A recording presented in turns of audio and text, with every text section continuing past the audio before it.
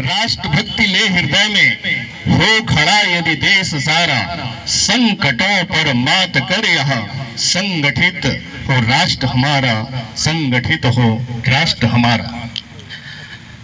आप सभी जानते हैं कि हम सभी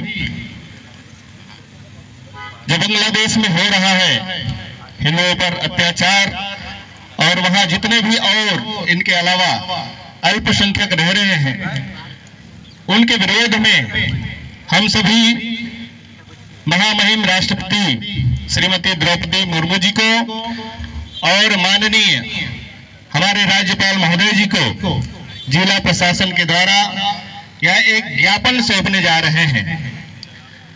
आप सभी सोशल मीडिया से जुड़े हुए व्यक्ति हैं, यह बात किसी से अछूता नहीं है कि आज विदेश में रह रहे बांग्लादेश जैसे राष्ट्र में रहने वाले अल्पसंख्यकों के ऊपर किस प्रकार के अत्याचार हो रहे हैं, दुर्भावनाएं हो रहे हैं। इन सभी बातों को लेकर पूरे राष्ट्र भर में एक विश्वव्यापी सर्व समाज के द्वारा, हिंदुओं के द्वारा अपने अपने जिला केंद्र और अन्य अन्य स्थानों पर एक ज्ञापन देने की व्यवस्था बनी है। इसी संदर्भ में आज सभी को ज्ञात होगा कि विगत कुछ समय से बांग्लादेश में हिंदुओं पर लगातार उत्पीड़न हो रहे हैं। बांग्लादेश में हिंदू संत को गिरफ्तार किया जा रहा है, उनके पूजा स्थल, मंदिर आदि पर इस्लामिक कट्टरपंथी निरंतर हमला कर रहे हैं।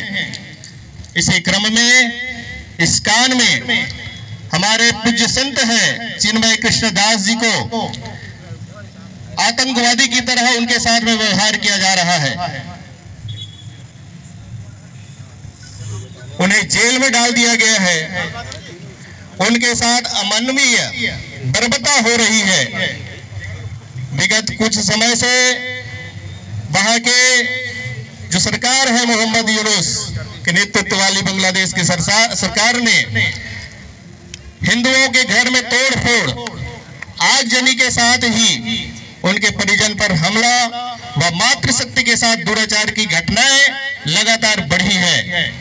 यहां तक कि हिंदू नाम रखने वालों के साथ में मारपीट व उनके व्यवसाय पर हमला हो रहे हैं, उनके पूजा स्थलों को अपवित्र किया जा रहा है।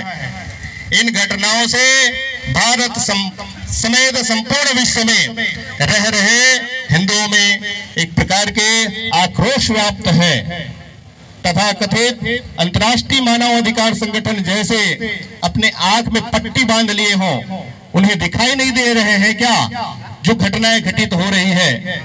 उनका मौन ऐसे संगठनों की भूमिका को संदेह स्पष्ट सिद्ध करता है। हालांकि यह पहली बार नहीं है जब एमनेस्टी इंटरनेशनल समेत दुनिया भर के मानवाधिकार संगठनों का दोहरा चरित्र हमारे सामने आया है। पड़ोसी देश बांग्लादेश में हो रहे इस अमानवीय घटनाक्रम के विरुद्ध देश भर में हिंदू समाज शांतिपूर्ण तरीके से प्रदर्शन कर रहा है।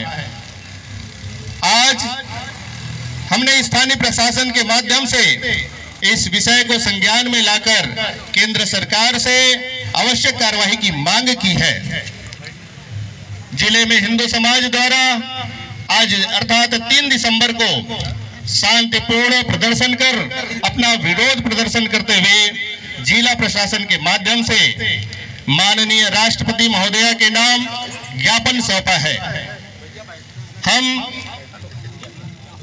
इस विरोध प्रदर्शन के जरिए बांग्लादेश में हो रहे हिंदुओं को यह बताना चाहते हैं कि भारत ही नहीं संपूर्ण विश्व में रह रहा हिंदू आपके साथ है। इस ज्ञापन के द्वारा हम केंद्र सरकार से मांग कर रहे हैं कि इस घटनाक्रम पर तत्काल उचित कदम उठाए, जिससे हमारे हिंदू भाई बहन का शोषण बंद हो। हम उन अंतर्राष्ट्रीय संगठनों एवं एजेंसियों से भी आह्वान करते हैं कि वह इस्लामिक कट्टरता द्वारा पोषित तथा बांग्लादेश की वर्तमान सरकार की जो बर्बरता हो रही है इस जघन्य कृत्य पर अपनी चुप्पी तोड़े और तत्काल वहां की सरकार को हिंदुओं के जीवन, आजीविका और सम्मान की रक्षा सुनिश्चित करने का आह्वान करे।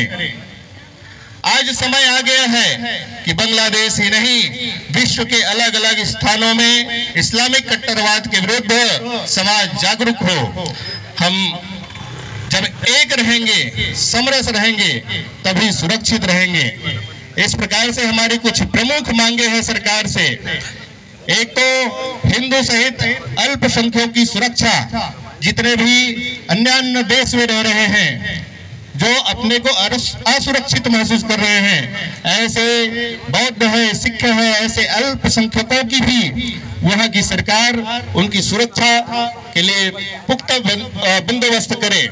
इसी प्रकार से हमारी विदेशों में भी अपने ऐतिहासिक और सांस्कृतिक धरोहर है, हमारे पूजा स्थल है, मंदिर है, इन सभी का भी संरक्षण वहां की सरकार करे।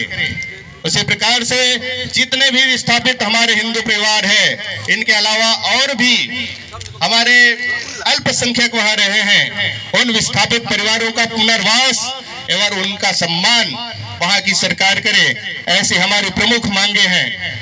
हमारे अंतर्राष्ट्रीय हस्तक्षेप है, संयुक्त राष्ट्र मानवाधिकार आयोग और अन्य अंतर्राष्ट्रीय मंचों पर यह प्रश्न को उठाएं और उनकी सुरक्षा मुहैया कराएं। इसी प्रकार से हमारी और द्वितीय वार्तालाप करके जितने भी इस प्रकार से संकट हो रहे हैं, इन संकट का समाधान राष्ट्रीय मंच पर यह बात सामने आए और इसके लिए हम सभी यहाँ से एक सभा के रूप में परिणित होकर फिर ज्ञापन सौंपने के लिए स्थानीय अपने कलेक्टर अथवा जो भी ज्ञापन लेंगे उनके समक्ष हम सभी प्रस्तुत होंगे। तो ये हमारी प्रमुख मांगे हैं। इन मांगों को लेकर पूरे भारत भर के जिला केंद्रों में आज के ही दिन मतलब 3 दिसंबर को यह कार्यक्रम करने का एक विचार आया है और पूरे हिंदू समाज इनके साथ खड़ा हो रहा है। बांग्लादेश के हिंदुओं को हम बताना चाहते हैं कि सारा हिंदू समाज उनके साथ खड़ा है। ज्ञापन में इतना है। जय हिंद, रामचंद्र की जय। जय श्री राम। सबसे पहले इस हिंदुओं को एकत्र करने के लिए ये जो जन आक्रोश रैली निकली है, हिंदुओं के सम्मान में, हिंदुओं की रक्षा हेतु, उसमें पधारे हुए आप सभी जितने भी भक्तगण हैं, जितने भी सनातनी हिंदू हैं, आप सभी का मैं बहुत हार्दिक अभिवादन करती हूँ, बहुत बहुत स्वागत करती हूँ। और मैं क्षमा प्रार्थी भी हूँ, अभी तो मुझे आमंत्रित किया गया था कि मैं प्रारंभ में सम्मिलित हूँ, लेकिन थोड़ा सा स्वास्थ्य की गड़बड़ी के कारण मैं शुरुआत में नहीं आ सकी, पर ठाकुर जी की इच्छा थी, इसीलिए मुझे यहाँ बीच में ही सही पर बोलने का मौका यहाँ पर ठाकुर जी ने दिया। हम और आप यहाँ पर आज एकत्र हुए हैं, ये मत सोचिएगा कि ये सिर्फ बांग्लादेश के हिंदुओं की बात है। जो आग वहाँ लगी है वो आग यहाँ तक भी पहुँचने में देर लगने वाली नहीं है अगर हम सतर्क नहीं हुए। आज हमें भले ऐसा लग रहा है कि हम मजबूरी के कारण यहाँ पर बैठे हुए हैं, हमें बार बार बुलाना पड़ रहा है, आइए आइए एकत्र होइए, लेकिन अब मजबूरी में इकट्ठे होने का समय नहीं है, अब मजबूती से इकट्ठे होने का समय है। अब अगर एकत्र नहीं होंगे, एक नहीं होंगे, जो एक स्लोगन, एक नारा बड़ी तीव्रता से चल रहा है कि बटेंगे तो बटेंगे, इस चीज को समझिए। अपने घर के बच्चों को अपने धर्म से अवगत कराइए। आप किसी भी अन्य धर्म में देखिए, छोटे छोटे बच्चों में उनके धर्म के प्रति कितनी कट्टरता होती है, कितनी जागरूकता होती है। उन्हें पता है कि उन्हें कब अपने धर्म का पालन करना है, किस रूप में करना है, कब प्रार्थना करनी है, कब प्रणाम करना है। हमारे बच्चों को आज यही नहीं पता कि हमारे राम जी के पिताजी कौन है, उनको इतना तक ज्ञान नहीं है। अंग्रेजी माध्यम की पढ़ाई बहुत आवश्यक है आज के समय में। अगर आप ये नहीं देंगे तो आपका बच्चा औरों से पीछे रह जाएगा। लेकिन जितनी आवश्यकता आज इंग्लिश मीडियम की शिक्षा की है, उससे कम आवश्यकता हमारे आध्यात्म की शिक्षा की नहीं है। हमें आपको अपने बच्चों को अपने आध्यात्म की शिक्षा भी उतनी ही देनी है। आज घर के बच्चे ही पूछते हैं धर्म से क्या हो जाएगा। अरे अगर धर्म से कुछ नहीं होता तो हमारे पूर्वज क्या घास की रोटियां खाते? अगर धर्म से कुछ नहीं होता तो क्या अपने तन पर आरी चलवाने का काम करते? धर्म से कुछ तो होता होगा ना कि प्राण जाई पर वचन न जाई। अगर धर्म से कुछ नहीं होता तो इतने बड़े बड़े निर्णय लेने वाले कोई छोटे मोटे आम व्यक्ति तो नहीं थे। धर्म है तो जीवन है। जिसने धर्म के साथ अपने आप को खड़ा रखा, उन जटायु जी को रघुनाथ जी ने अपनी गोद में स्थान दिया है। और सब कुछ जानकर भी जो अधर्म के पाले में कहीं ना कहीं मजबूरी वश भी खड़े रहे, तो उन भीष्म पितामह को बाणों की शैया पर लेटना ही पड़ा है। सब जानते हैं जो सामने खड़ा है बांसुरी वाला, वह साक्षात ब्रह्म है, वो भगवान है, प्रणाम भी करते हैं, लेकिन कहते हैं मैं मजबूर हूं, मैंने उसका अन्न खाया है। भैया अब मजबूरी का वक्त नहीं है, मजबूती के साथ एकत्र रहिए। ये जाति पात के बिरादरी में बांट बांट के तो इतना अपने आप को आघात पहुंचा ही चुके हैं, काट काट कर लोगों को कि हमारा वर्ण ये है, हमारी जात ये है, हम इतने ऊंचे तुम इतने छोटे। यहाँ तक तो स्थिति ले ही आए हैं कि आज हमें हमारे ही घरों से मारकर निकाल दिया जाता है और हम किसी पर जाकर केस तक नहीं कर सकते। ऐसे ऐसे बोर्ड गठित है कि आपके घर पर कोई दावा कर दे तो आप अपने घर को अपना नहीं बोल सकते हो।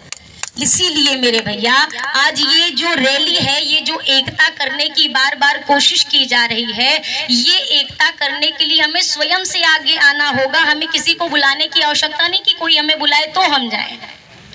स्वयं से एकत्र होइए। इस सनातन एकता का विषय देखिए, सत्य सनातन ऐसा धर्म है, ऐसा एक भाव है जो कभी मिट नहीं सकता है।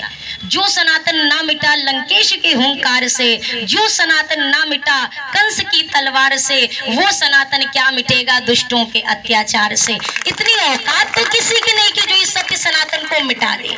लेकिन हाँ, अगर हम नहीं रहेंगे तो अगर हमारा जीवन ही नहीं रहेगा तो अपने धर्म का पालन कैसे करेंगे। इस सत्य सनातन को अपने जीवन में जीने के लिए जीवन की आवश्यकता है। और जीवन के रक्षण के लिए अब एक बात समझिए, अहिंसा परमो धर्मः, परधर्म हिंसा तथैव च। आधी अधूरी लाइन पढ़ पढ़ के हम यहाँ तक चले आए हैं, अब आधे पे नहीं जीवन जीना है। हम उन पूर्वजों की संतानें हैं जो आगे से वार करते नहीं हैं और कोई वार दे तो उसे हम छोड़ते नहीं हैं। तो हम आगे से किसी का प्रतिघात नहीं करेंगे। हमारे जीवन में ही नहीं है, हमारे संस्कारों में ही नहीं है कि हम किसी को ठेस पहुंचाएं, किसी को चोट पहुंचाएं। लेकिन हाँ, इतनी मजबूती के साथ तो खड़े रहो कि आपके सामने आकर कोई आपके धर्म को गाली देकर ना चला जाए। इतनी जानकारी तो